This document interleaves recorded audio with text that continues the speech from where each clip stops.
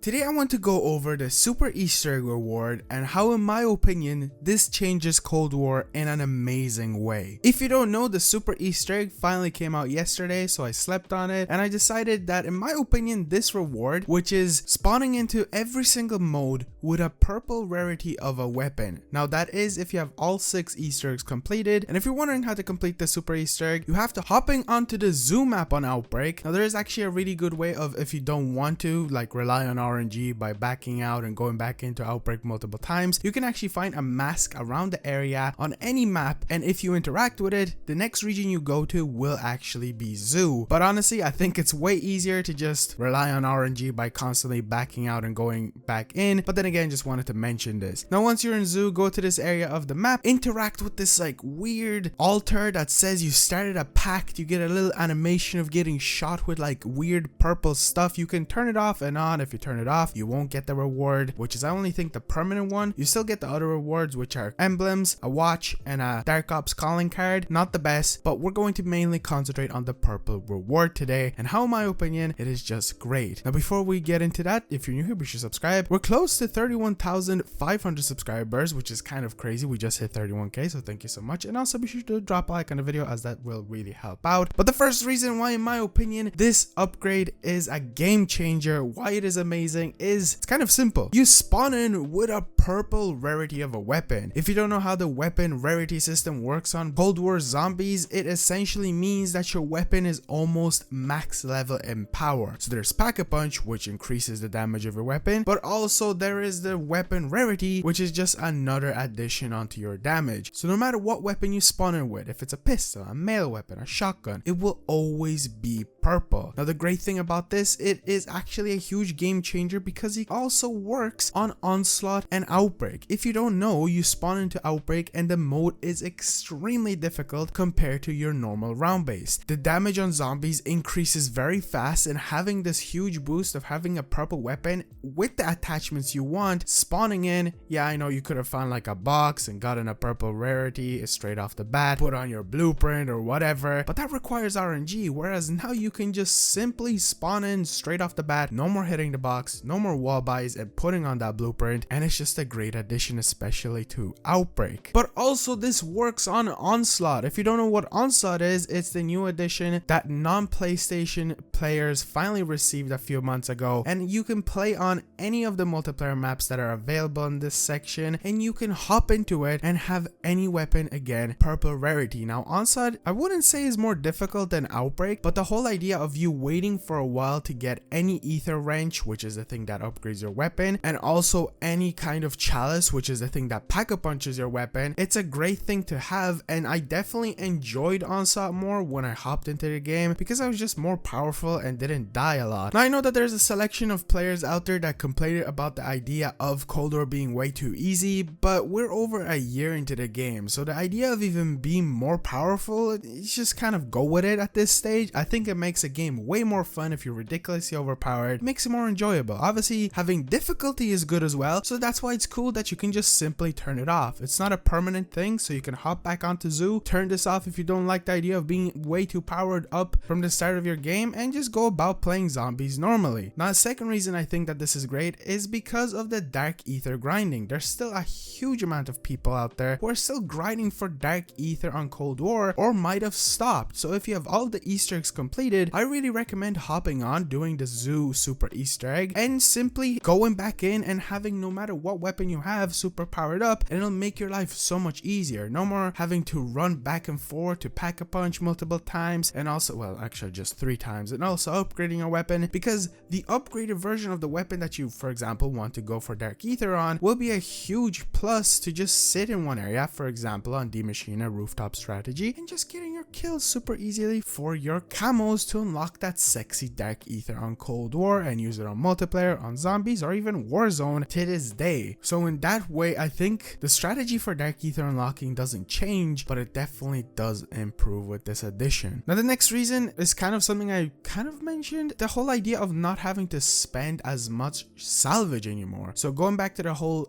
Outbreak argument, getting salvage in that is a bit of a pain. Obviously the higher rounds you go up, the more you get, to the point where you're like, I don't need this salvage, but early round it's kind of difficult. So being able to just collect the 1000 blue required salvage to get the gold rarity is a really cool thing, but also the idea of hopping onto Outbreak, simply completing the orange crystal challenge, which is around the map, and getting the free ether wrench with the addition of death perception, which just makes it even more easier. You can have like a gold rarity weapon straight off the bat when you spawn into Onslaught if you're lucky with the objectives. And even at that objective is really common. Even on top of that, you can get ether wrenches left and right on Onslaught as well. You can get them on round base, but they're a bit of an annoying process. You have to complete like challenges and stuff like that, so I wouldn't really recommend doing it on round base, but Outbreak and Onslaught, it is a huge plus. And I guess something else that I could mention, which is kind of not a huge deal or a huge plus to the whole idea of being able to spawn her with a purple rarity, but it is that you can actually complete the first room challenge super easily now. Now, I'm not saying that there isn't any specific first room challenge, but the first one that comes to my mind is that there's a Dark Ops challenge that requires you to get up to round 20 with only your starting loadout, which I am almost certain means you aren't allowed to pack-a-punch it or use anything else, which is crazy, because now with this purple rarity going up to round 20 with, let's say, an M16 or even the E2, that is a huge thing in my opinion, because you start off with a purple weapon, or even the idea of doing, let's say, a starting room challenge, just a fun thing to do. Spawn in, try to get the highest round possible. It'll be super easy now, because on Forsaken you're always able to, you know, upgrade your weapons, because that's a bit of a different map. But for example, spawning in a Mauer Toten, you were never able to upgrade your weapons, and now you will be able to do that. So that's a huge plus in my opinion. And aside from that, yeah, the super Easter egg rewards in general, like getting 12 emblems, a watch, and a calling card that isn't even animated, isn't the best, but it is what we got, and at least it's something. And I think this purple weapon upgrade is amazing. I still have to get my 1 million kills on Black Ops Cold War Zombies, so I will be definitely going for that now with this purple rarity, and maybe completing some other Dark Ops challenges that I have yet to do, and even making guides on Dark Ops challenges, because I think some of them are upgraded now, and I know that there's still so many people playing this game. As I've mentioned, I know that there's so many people still going for like Dark Ops challenges and stuff like that. So yeah, if you're new here, be sure to subscribe, like the video, and I will see you guys in the next one. Peace out.